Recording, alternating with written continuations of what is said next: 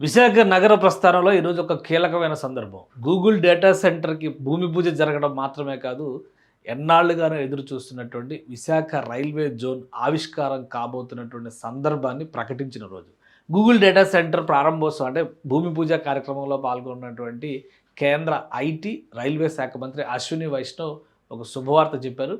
June 1వ తేదీ నుంచి సౌత్ కోస్ట్ రైల్వే జోన్, దేశంలో ఇది 18వ జోన్ కాబోతుంది. రైల్వే జోన్ ఎగ్జిస్టెన్స్‌లోకి రాబోతుంది. అంటే ఆ రోజు నుంచి అధికారిక కార్యకలాపాలు ప్రారంభించబోతుంది. అంటే ఒక విధంగా అపాయింటెడ్ డే లాంటిది మనం అనుకోవాలి. వీలైనంత తొందరగా ప్రొసీజర్స్ కంప్లీట్ చేసి దీనికి సంబంధించి కూడా గెజిట్ నోటిఫికేషన్ రిలీజ్ చేయాల్సి ఉంటుంది.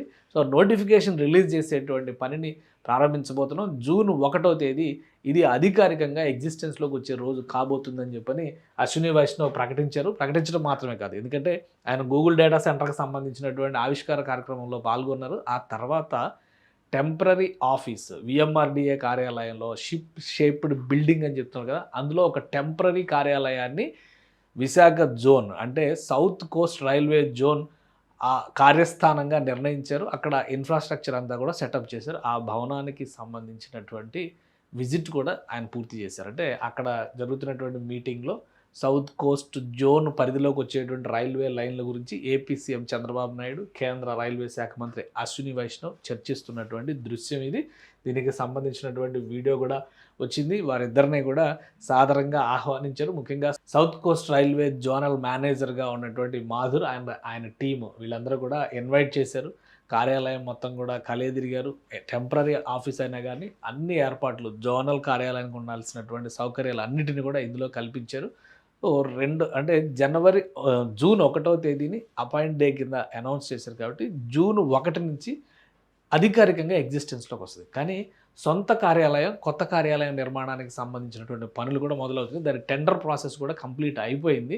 సో దానికి సంబంధించినటువంటి నిర్మాణాలు అయితే కనుక పర్మనెంట్ బిల్డింగ్లోకి షిఫ్ట్ అవుతుంది. అప్పటి వరకు ఈ టెంపరరీ ఆఫీసే ఈ సౌత్ కోస్ట్ రైల్వే జోన్కి కార్యాలయంగా ఉంటుందన్నమాట. ఆపరేషన్స్కి సంబంధించి ఈ కార్యాలయం ముఖ్యమవుతుంది. అక్కడే మీటింగ్ నిర్వహించారు కేంద్ర విమానయాన శాఖ మంత్రి రామ్మోహన్ నాయుడు, అలానే లోకల్ ఎంపీలు, ఎమ్మెల్యేలు, మంత్రులు, అందరూ ప్రజాప్రతినిధులు, అధికార బృందం అందరూ కూడా ఉన్నారనమాట.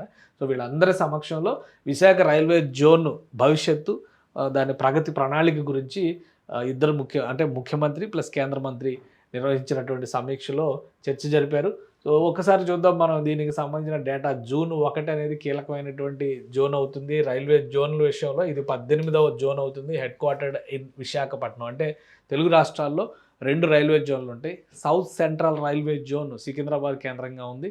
ఇప్పుడు south coastal railway zone Visakhapatnam కేంద్రంగా వస్తుందన్నమాట.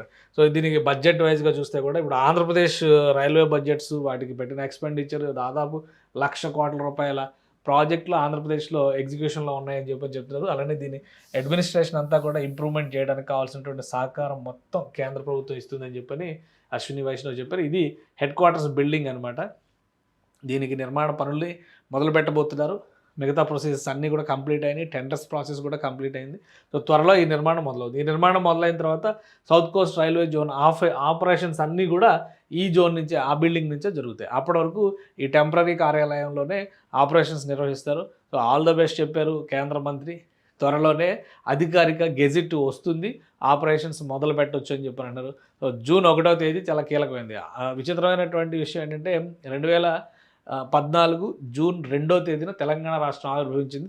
రాష్ట్ర విభజన జరిగింది. రాష్ట్ర విభజన సందర్భంలో చేసిన హామీల్లో భాగంగానే విశాఖ కేంద్రంగా రైల్వే జోన్ ఏర్పాటు చేస్తా ఉన్నారు. దాదాపు 12 ఏళ్ల తర్వాత, దాదాపు కాదు ఎగ్జాక్ట్లీ 12 ఏళ్ల తర్వాత జూన్ 1వ తేదీ నుంచి ఇది ఎగ్జిస్టెన్స్లోకి రాబోతుంది. అంటే పుష్కర కాలం పట్టింది. సో ఇప్పటికైనా అన్ని అరిష్టాలు, అడ్డంకులు, అవాంతరాలు దాటుకుని విశాఖ రైల్వే జోన్ అనుకున్నటువంటి ఫ్రేమ్తో, ఎందుకంటే వాల్తేరు డివిజన్ విభజన చేయడం, వీటిపైన కూడా చర్చ జరిగింది ఇటీవలే. వాటన్నిటిని కూడా సౌత్ కోస్ట్ రైల్వే జోన్కి బదలాయిస్తారు. అంటే తెలుగు రాష్ట్రాలకు సంబంధించినటువంటి రైల్వే లైన్స్, ముఖ్యంగా ఆంధ్రప్రదేశ్కి సంబంధించిన రైల్వే లైన్స్ అన్నీ కూడా ఆల్మోస్ట్ ఈ జోన్ పరిధిలోకి వస్తాయి. కొంత భాగం కర్ణాటక, కొంత భాగం తెలంగాణకు సంబంధించిన జోన్స్ కూడా సౌత్ కోస్ట్ రైల్వే జోన్ పరిధిలోకి వస్తుందన్నమాట. లైన్స్, ముఖ్యంగా రైల్వే లైన్స్ ఆ పరిధిని డిసైడ్ చేశారనమాట. సో అఫీషియల్ గెజిట్ కోసం వెయిట్ చేద్దాం. జూన్ 1వ తేదీ నుంచి ఆపరేషన్స్ మొదలు పెట్టబోతుంది విశాఖ కేంద్రంగా railway zone, south Coast railway zone. మొత్తం దేశంలో ఉన్నటువంటి 18 రైల్వే జోన్స్లో ఇప్పుడు ఇది ఒకటవుతుంది. 18వ రైల్వే జోన్ ఇదే కాబోతుంది. ఇప్పటివరకు 17 రైల్వే జోన్లు ఉన్నాయన్నమాట. సో 18వ రైల్వే జోన్ అవుతుంది. ఈ హెడ్ క్వార్టర్స్ ఇవన్నీ కూడా ఈ లిస్ట్ అంతా చూస్తే మనకు అర్థమవుతుంది. ప్రస్తుతం ఆపరేషన్స్లో ఉన్నాయన్నమాట. ఇక ఫైనల్గా కొత్త రైల్వే జోన్ ఆపరేషన్స్లోకి వచ్చిన తర్వాత ఖచ్చితంగా ముఖ్యమంత్రి విజ్ఞప్తి చేశారు. జూన్ 2 ఎట్టి పరిస్థితుల్లో ఇది ఆపరేషన్స్లోకి వచ్చేయాలని చెప్పని సూచన చేశారు. సో ఇంకా ఏమైనా సమస్యలు ఉంటే కూడా వాటిని పరిష్కరించుకుంటారు. కొత్త కార్యాలయం కూడా టెంపరరీ ఆఫీస్ కూడా బ్రహ్మాండంగా రెడీ అయింది కాబట్టి రాబోయేటువంటి రోజుల్లో కొత్త కార్యాలయాన్ని ఇంకా సర్వాంగ సుందరంగా తయారు చేస్తామని చెప్పని రాష్ట్ర ప్రభుత్వం కూడా ధీమాగా ఉంది. పూర్తిగా కేంద్ర ప్రభుత్వ సహకారం, ఎందుకంటే రైల్వే శాఖ మొత్తం కేంద్ర ప్రభుత్వ పరిధిలో ఉండేటువంటి విభాగం కాబట్టి రాష్ట్ర ముఖ్యమంత్రి ప్రత్యేక విజ్ఞప్తులు చేశారు. కొత్త జోన్కి కావాల్సినటువంటి హంగులు, ఏర్పాటు చేయాల్సినటువంటి వసతులు అన్నిటి మీద కూడా సుదీర్ఘంగా చర్చించారు. సో రైల్వే జోన్ జూన్ 1వ తేదీ నుంచి విశాఖ కేంద్రంగా ఆవిర్భావం కాబోతోంది.